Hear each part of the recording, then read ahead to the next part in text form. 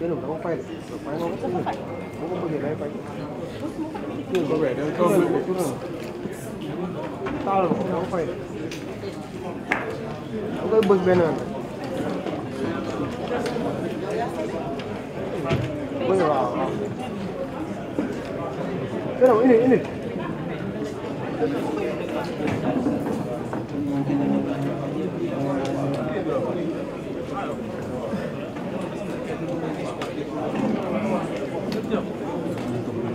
voilà.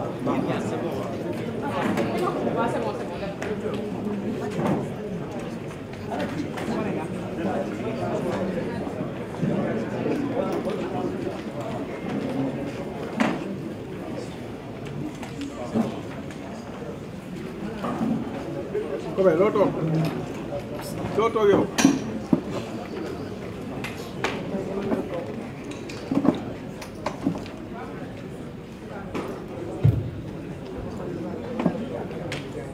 Votre attention s'il vous plaît. Assalamu alaikum wa rahmatullah. Chers leaders, chers journalistes, mesdames et messieurs les invités, aujourd'hui, la conférence des leaders de la coalition Diomaye Président organise cette conférence de presse pour se prononcer sur l'actualité nationale et l'envoi du président de la République. Avant de démarrer, on va procéder à une minute de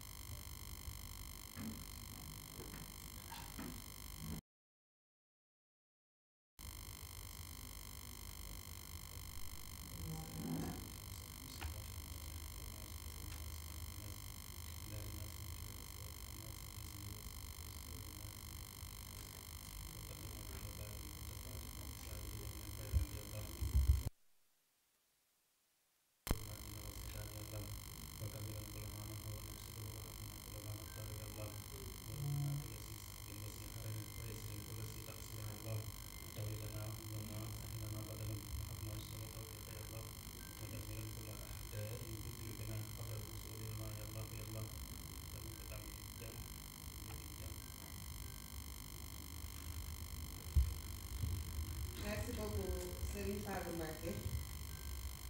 On va procéder à l'allocution d'ouverture de Madame la Présidente. Minute de silence pour les religieux. On va continuer minute de silence pour les religieux. D'accord. Ak François. Une minute de silence pour les religieux. Ak le khalife des Layènes. Ak François, le khalife des Layènes. Le pape François et le khalife général des Layènes.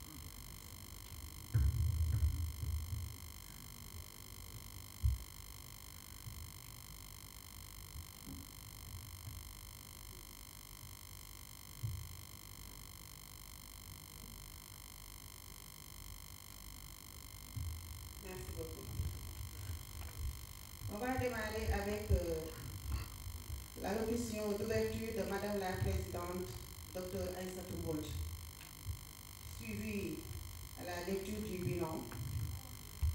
Après, on va aller sur la session interactive avec les journalistes, puis la lecture de la résolution. Merci beaucoup. Madame la Présidente, vous avez la parole. Je vous remercie. Je vous remercie, Madame Gueye. Monsieur le ministre Moustapha Mamba Guirassy, ministre de l'Éducation, directeur de campagne de son Excellence le président Bassirou Diomaye Diakhar Faye, membres éminents de la coalition Diomaye Président, Monsieur le ministre, la coalition vous dit bonjour et que namoon nañ la. Honorable député, dinaa wax bu baax. Honorable député Marie Mbacké, membre fondatrice de la coalition Diomaye Président, chers leaders, Mesdames, Messieurs les membres de la coalition Diomaye Président, Mesdames, Messieurs les professionnels de la presse, je vous invite, Mesdames, cette fois-ci c'est mon invite, à observer une dizaine de victimes de la dérive répressive de l'ancien régime, alors qu'ils manifestaient simplement contre l'arbitraire et pour la défense de notre démocratie.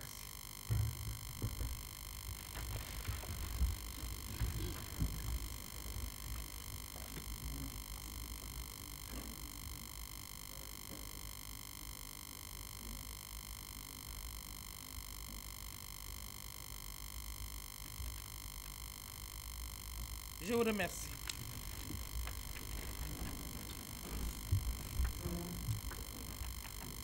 Chers membres de notre grande coalition, si je vous ai invité au recueillement, c'est pour que nous n'oublions jamais toutes ces victimes innocentes à qui nous devons rendre justice. C'est la raison pour laquelle, à la suite du président de PASTEF, les Patriotes, et Premier ministre, M. Ousmane Sonko, nous devons saluer la décision rendue par le Conseil constitutionnel à propos de la loi interprétative de la loi d'amnistie. Proposition de loi interprétative. La seule et unique préoccupation du groupe parlementaire PASTEF les Patriotes est que les exactions, les actes de torture et de tuerie du régime de Macky Sall ne restent impunis. C'est en cela que la décision du juge constitutionnel nous conforte et nous réconforte, nous, membres de la grande coalition Diomaye Président. En rappelant très clairement dans son considérant 31 que l'assassinat, le meurtre, la torture, les actes de barbarie, les traitements inhumains, cruels ou dégradants sont des crimes imprescriptibles qui ne peuvent être couverts par une loi d'amnistie. Le Conseil constitutionnel répond à notre seule et unique préoccupation. Il souligne sans équivoque que leurs auteurs et leurs commanditaires ne resteront pas impunis, contrairement à une certaine opposition, qui, en évoquant avec mauvaise foi manifeste l'amnistie générale, cherche au mieux à faire de la récupération politicienne, au pire et à soustraire les auteurs de ces crimes à l'action de la justice. Que dire de ceux qui en parlent alors qu'ils n'ont aucun intérêt à agir? Il y a quelqu'un qui se réclame de la nouvelle opposition. Du temps de F24, certains membres de F24 sont là. Quand on a parlé de dénoncer la détention arbitraire des détenus politiques, il a refusé. Il a refusé de se prononcer.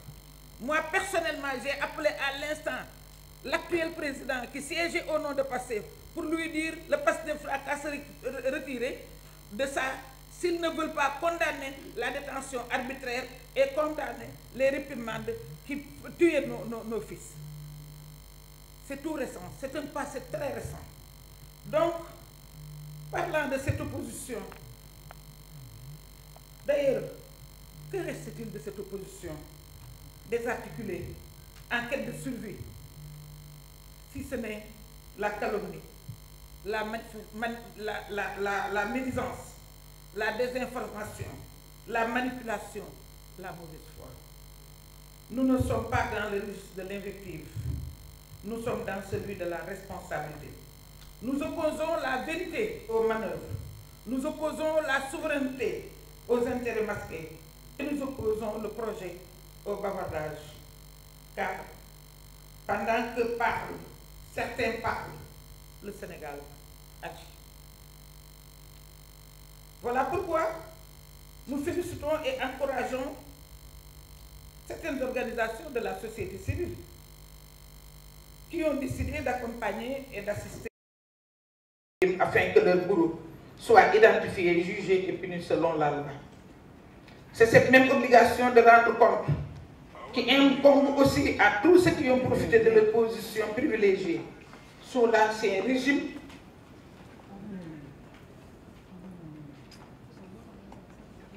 pour détourner nos deniers publics ou les milliards destinés au fonds Force Covid. Parlons du dossier fonds Force Covid. Je parle sous le contrôle de mon ami et frère, le ministre Guirassy. Quand le président Macky Sall a reçu tous les partis, parce que c'est après qu'il en a fait du folklore, mais quand il a commencé à se concerter, nous étions partis en tant que parti représenté à l'Assemblée nationale. Et à ce moment-là, il nous avait parlé de loi d'habilitation. Seul le Premier ministre, Ousmane Sonko, avait fait des réserves. Il avait émis des réserves.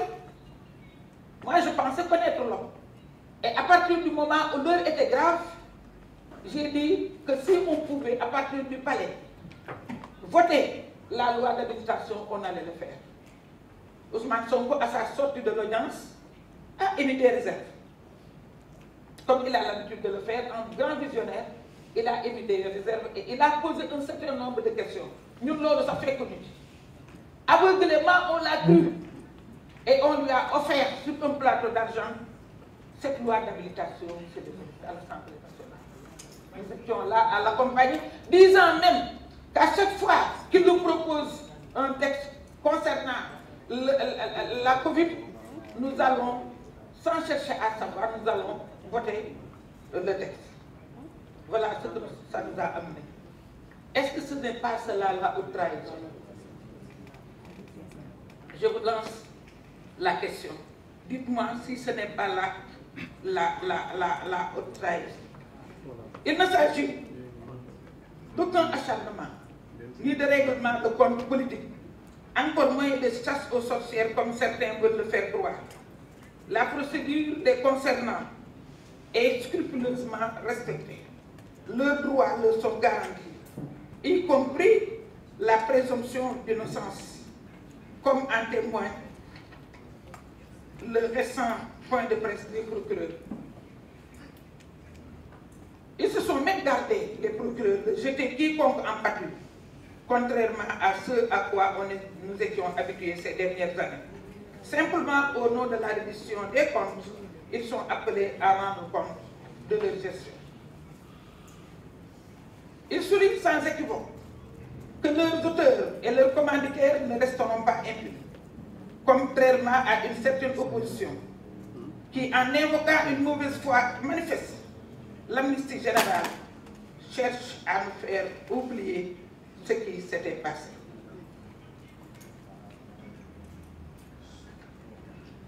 Personne, le président est allé jusqu'à dire que, que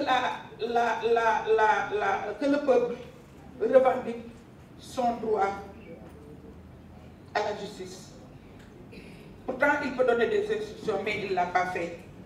Donc, on ne peut pas suspecter la main de l'exécutif dans ces dossiers concernant les anciens tenants du pouvoir. Au contraire, c'est la première fois qu'on voit une coalition au pouvoir avouer ouvertement ne pas pouvoir interférer dans le fonctionnement de la justice, sous la pression des populations qui réclament un traitement plus rapide de tous ces dossiers. C'est la preuve la plus éloquente de la rupture dans notre système judiciaire. Par ailleurs, l'ancien président qui a permis toutes ces forfaitures n'a qu'à répondre de ses actes. Et nous sommes très à l'aise pour le dire et honorable, vous encourager.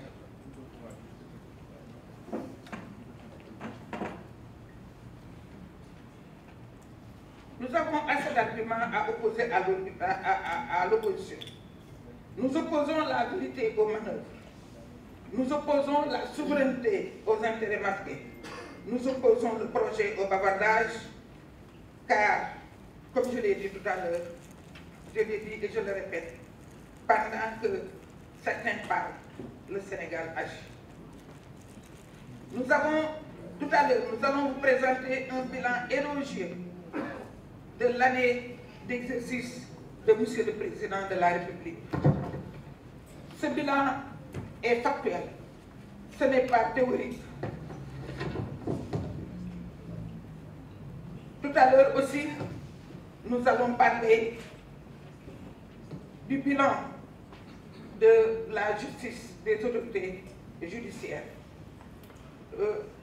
Ce 24 avril, au CICAD, il y a 2 jours, le Président de la République a ouvert avec gravité et lucidité la 4e conférence sociale sur l'emploi et l'employabilité. Le thème